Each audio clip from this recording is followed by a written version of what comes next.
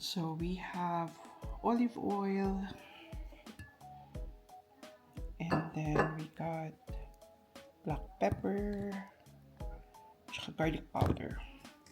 Hindi natin lagyan ng paprika kasi mas gusto ko na simple lang. So ito yung minray natin kagabi na pork. I think this is sirloin.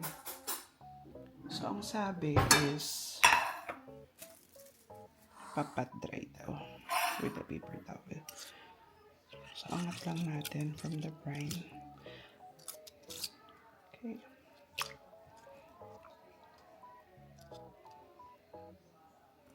Ano yata ito eh? 8 slices. So lagyan lang natin dito.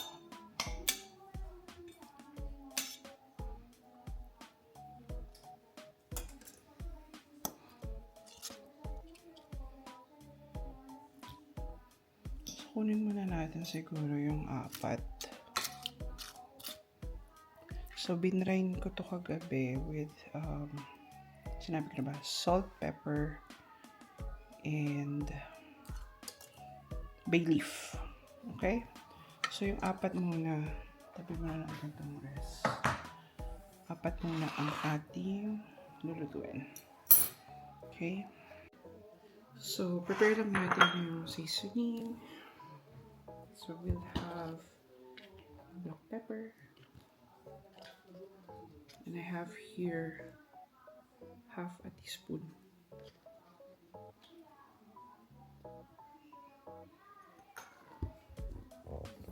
Since may mga pepper na rin, hindi natin lagyan na masyado. Tapos, garlic powder.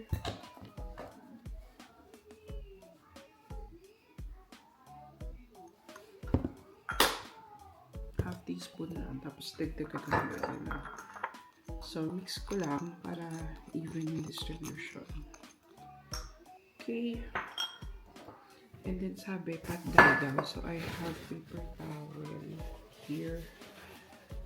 Pat tray lang natin. Para tuyo siya. Okay. And then, I'll make another batch later for dinner. So, almost lunchtime. Actually. Okay. So, balik na rin natin.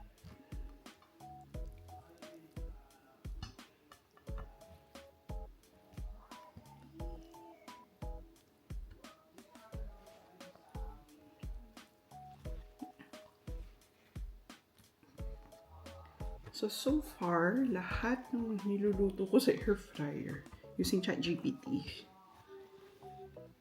Okay naman yung result. Very good.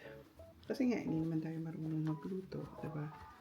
So, ayan. Then, so sabi ni ChatGPT, pour oil. Okay.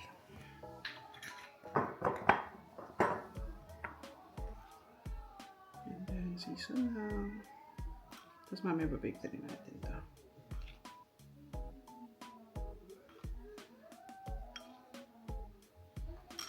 Okay. Ito rin.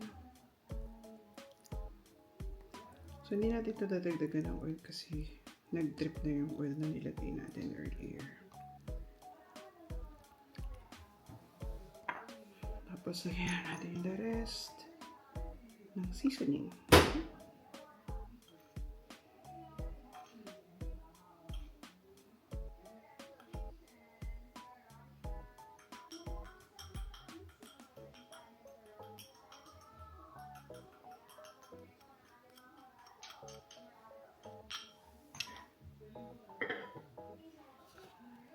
So, as you can see,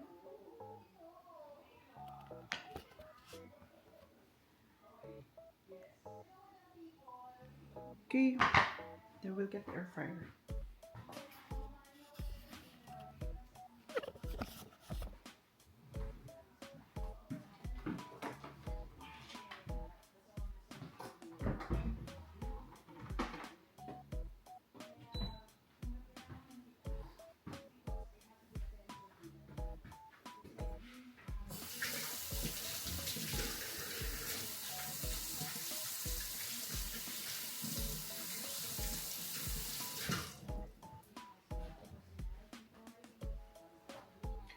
So, ang sabi dun sa instruction, heat for 180 degrees Celsius.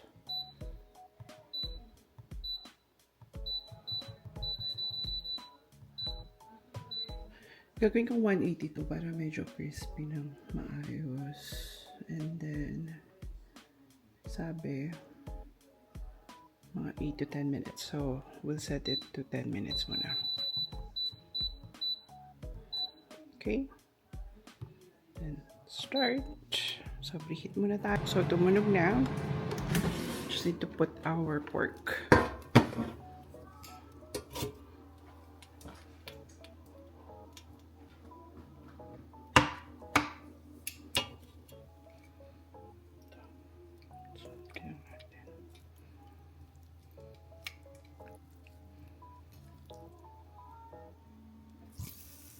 Yan, narinig niya yung siso. Then we'll cook this for around 10 minutes.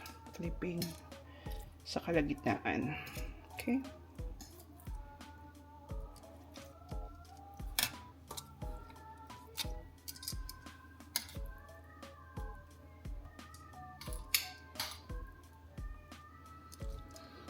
Yan. So, 4 nga lang yung kasha. Dapat 2 batches. So, medyo makapal din yung pork ha. So, dapat flat lang. Ayan. Okay.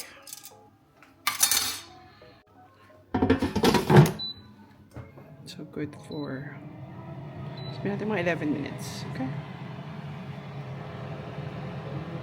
Okay, dahil medyo trying to be healthy tayo, lagyan natin ng konting veggies.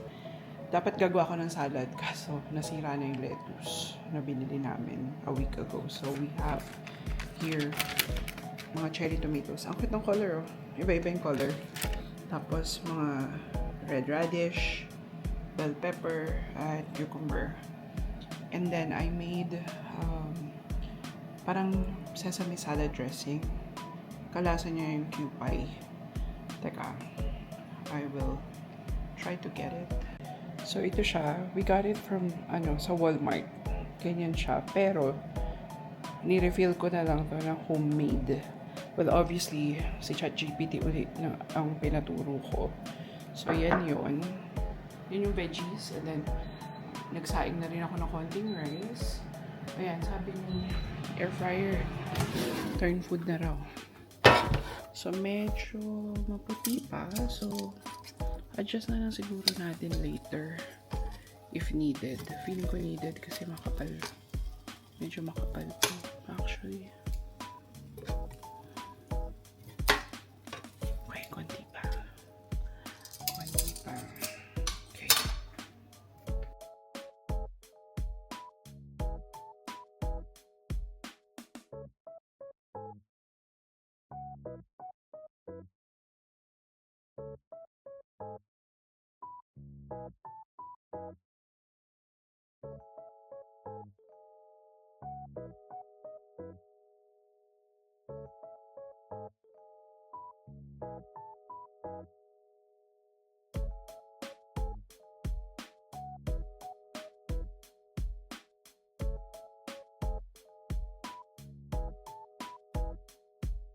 Hi, baby. Aww. How are you? Sino-check out niya? Best friend? My bestie. So, 2 minutes. Meron ako rito ang Calbee sauce. Pre-made na siya. Nag-sale siya sa No Frills from TNT. So, siguro giglaze lang natin yung pork in a few minutes. Pagka medyo maluto na. Tapos, mga last 2 minutes ilalagay natin. Okay? Natin yung Calbee sauce. From this TNT Calbee sauce. Okay. And then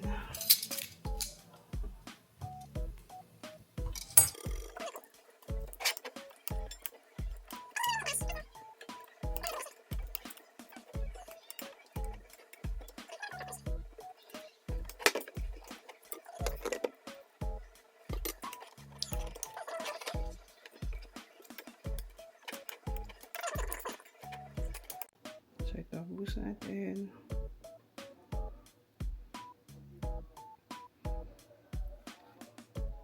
Okay, so kakatapos lang.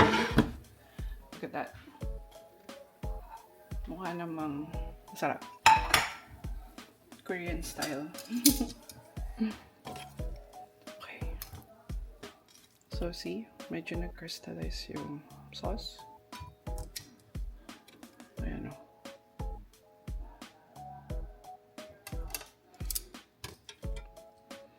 Okay. Ano lasa? Sarap siya. Mukha naman siyang luto.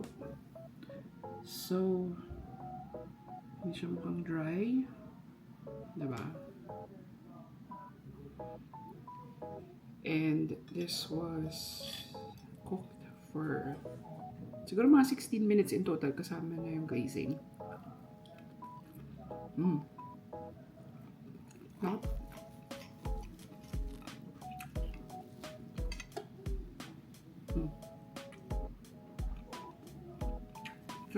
This is for lunch.